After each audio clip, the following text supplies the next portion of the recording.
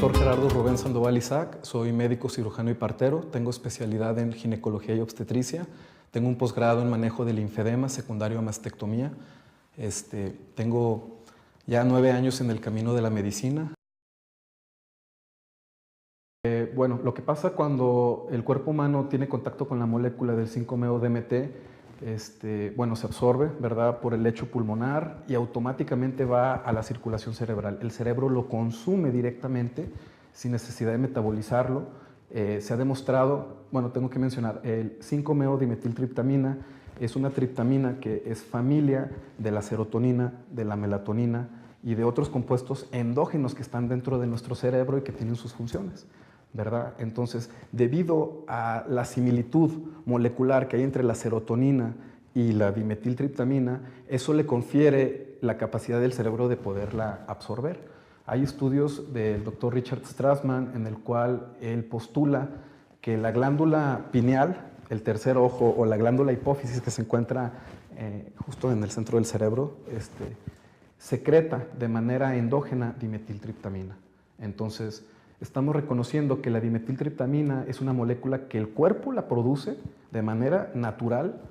El doctor Strassman sugiere que hay 2 momentos en la vida de un hombre en el cual se secreta de manera natural y endógena la dimetiltriptamina. Una es al término del periodo de la embriogénesis, en el proceso de la formación de un ser humano. A la semana número 12 termina de formarse el ser. Todos los órganos se han terminado de formar y en ese momento hay una explosión por parte de la glándula pineal de dimetiltriptamina. Él sospecha, y bueno, no sospecha, creemos que es ese momento en el cual el alma entra al ser humano. El otro momento natural es en el momento en el que morimos. El cerebro, cuando reconoce que está muriendo el organismo, secreta una explosión de dimetiltriptamina a nivel cerebral endógena y eso es lo que hace que el alma salga. Entonces, teniendo este conocimiento de base, pues podemos entender qué es lo que pasa cuando uno de manera intencionada se somete a la experiencia con la dimetiltriptamina de manera exógena, o sea que nosotros la introduzcamos, ¿verdad? Que no la produzcamos nosotros. El cerebro, pues obviamente, como tiene molecular estructura idéntica a la serotonina, la absorbe y actúa como un serotoninérgico, o sea, una sustancia que tiene la capacidad y que se comporta como la serotonina. Entonces, la serotonina tiene muchísimas funciones en el cerebro y en el cuerpo. Se ha sabido que las personas que están súper enamoradas están secretando más niveles de serotonina. Muchos estados emocionales están relacionados con niveles de serotonina. Incluso la depresión se trata precisamente con bloqueadores de la monoaminoxidasa, que es una enzima que degrada la serotonina o la dimetiltriptamina. Entonces, ¿qué es lo que pasa? Al momento de que un individuo toma la medicina, el cerebro la capta y automáticamente se abre el portal. Hay una dilatación de las pupilas, hay un aumento de la frecuencia cardíaca, hay una ligera elevación de la presión arterial. Todo esto está relacionado a una descarga de adrenalina. ¿Por qué? Porque, para empezar, estamos haciendo algo nuevo, algo que no es algo común, entonces el cuerpo automáticamente pues, tiene miedo y responde con una descarga de adrenalina. Entonces, esta sintomatología es más que nada relacionada con la adrenalina que se secreta. Pero durante la experiencia, curiosamente, lo que pasa es de que literalmente se abren los ojos, podemos ver la materia y la energía, hay una intensificación de la luz interna. Si hablamos de fenómenos de luz, nosotros, aparte de la materia, tenemos una luz, una energía. Entonces, esto se irradia, se intensifica y ocurre una disolución del ego, se funde uno, la esencia, con todo el universo y con todo lo que le rodea. Entonces ya no está uno delimitado al cuerpo. Entonces eso es fascinante porque puedes ver todo, sentir todo. Se ha demostrado con técnicas de radioimagen que en el momento de tener la experiencia con dimetiltriptamina hay un aumento en el flujo sanguíneo en el área occipital, que es el área que se encuentra de visualizar. Todo el centro de nuestra visión está en el lado occipital. Entonces hay un aumento del flujo de la región occipital. Eso pues, va a aumentar el flujo sanguíneo y por ende vamos a ver más. Las sinapsis o las conexiones entre las neuronas que hay a nivel cerebral definitivamente aumentan. Hay un aumento en las descargas de las sinapsis cerebrales, hay una comprensión mayor de todo y sobre todo también aumenta el flujo en lo que viene siendo los ganglios parabasales y la región límbica, que está muy relacionada con las emociones. Entonces, prácticamente eso es lo que pasa durante la experiencia. Cabe mencionar que todo ser humano es candidato a tener esta experiencia. Todo ser humano. La única contraindicación sería que el sujeto esté tomando algún tipo de antidepresivo de larga duración, específicamente de medicamentos familiares con los tricíclicos del tipo Prozac, mayor conocido. Yo sí creo firmemente que todo ser humano puede ser candidato a tener esta experiencia. De todas las experiencias que yo he realizado, todas han tenido un desenlace positivo. Por más desagradable que pudiera ser la experiencia, y hago hincapié en desagradable porque no todos tienen una buena experiencia. Entonces, sí me he dado cuenta que hay una relación entre más elevado y grande sea el ego, más duro va a ser el golpe, ¿verdad? Porque se va a disolver el ego. La medicina se fuma, se inhala, se vaporiza, se tiene que vaporizar. Ya está estudiado cuántos miligramos se necesitan para evocar una experiencia. Estamos hablando de que para una persona adulta de 70 kilos, no hay relación entre el índice de masa corporal y la dosificación. Entonces, no quiere decir que porque una persona esté más gordita vaya a necesitar más medicina. Eso es erróneo. Porque a final de cuentas es el tejido cerebral el que va a responder o reaccionar con la medicina. Entonces, a partir de los 30 miligramos empieza a haber efectos, ¿verdad?, de la medicina. Puede haber un aumento de la sensibilidad, tanto auditiva como perceptual. Podemos ver patrones como de tipo fractálicos, con algunas tonalidades de colores, dependiendo de la luz de cada quien, ¿verdad? Hay gente que ve luces doradas, pero bueno, eso es muy individual. A partir de los 50 miligramos ya hay una experiencia psicodélica. Voy a mencionar, en paz descanse, el doctor Sasha Shulgin hizo una escala para clasificar los efectos de los enteógenos. Entonces tenemos el nivel 0, que es no hay efecto, ¿verdad? Que al exponerse con la sustancia no hay efecto. Está la fase 1, que es cuando empieza uno a sentir el efecto de la sustancia, pero sin embargo uno puede todavía desempeñar sus actividades cotidianas, como contestar el teléfono, como manejar cualquier cosa. Una fase 2, ya estamos hablando en el que ya hay un poquito de disolución de esta realidad y ya puede haber un poquito de problemas para contestar el teléfono o tener una conversación. Una fase 3 ya es el estado psicodélico. Es un estado en el cual se le habla el viaje por sí, en el cual está uno sometido completamente a la experiencia. Una fase 3 se logra a partir de 50 miligramos de medicina. Arriba de los 70 miligramos caemos en el rubro de una fase 4. Una fase 4 no implica que sea mayor o más intensa que una fase 3, pero una fase 4 se denomina el estado enteogénico, el estado en el cual hay una conexión con Dios o con la fuente. Es una experiencia divina, es una experiencia espiritual. Bueno, yo por lo menos cuando aplico esta medicina en mis sesiones, yo aplico siempre por arriba de 70 miligramos, ¿verdad? Y ahora platicando con los guardianes del conocimiento, con los chamanes y los maestros yaquis y seris, hemos llegado a la conclusión de que tenemos que dar la mayor cantidad de medicina posible. No podemos dar poquito ni a medias, así como que a ver, poquito para sentirlo. No, tenemos que ofrecer toda la experiencia para que no haya control, para que el ego no pueda agarrarse de ningún lado y la persona se entregue por completo a la experiencia. Y solamente así la medicina va a hacer su trabajo.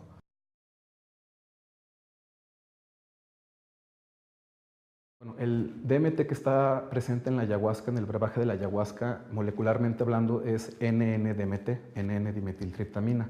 Esta triptamina se caracteriza porque es muy fugaz y si la comparamos con el 5-MeO-DMT, el 5-MeO-DMT hace hincapié en que tiene un grupo metoxi en la quinta posición del anillo indólico. Este grupo metoxi, o lo que le confiere es que se absorba más rápido por la membrana hematoencefálica, le da una intensidad mucho mayor. Para compararlo, el 5-MeO-DMT es 10 veces más potente que el DMT presente en la ayahuasca. Sí, es interesante que tomes ese tema porque curiosamente el sapito ha estado todo el tiempo con nosotros y sin embargo, pues sí, yo también me pregunté por qué ahorita y por qué antes no se supo esto de la medicina. Es entendible que cuando nuestros antepasados fueron conquistados por la Inquisición y por los españoles, hubo una imperiosa necesidad de esconder el conocimiento ancestral y sagrado de nuestros antepasados. Entonces, tiene sentido de que ellos por temor, estaba bien sabido que para ellos el oro no era la riqueza para ellos era el conocimiento. el conocimiento que te daba el saber y el sentir de lo que consistía la vida, este mágico y maravilloso fenómeno que llamamos vida. Entonces, para ellos tenía sentido sus rituales, el utilizar los enteógenos tenía un propósito, un sentido literalmente. Entonces llegan los conquistadores arrasando, matando y todo esto, pues claro que era de entender que se tenía que esconder este conocimiento, esta medicina. Llama la atención que pasan todos estos años, más de 500 años, y es apenas hace poco, en la década de los 60, cuando se identifica el compuesto activo del sapo. Esto fue a través de un estudio agricultural, socioagricultural que se hizo del desierto de Sonora, donde se identifica la especie y ya con un análisis bioquímico y químico se identifica el compuesto activo del 5-MeO-DMT. Esto fue cerca de en los 50s, en los 60s, y no fue hasta en la década de los 80s que Albert Most hace el primer manual del sapo del desierto del Sonora.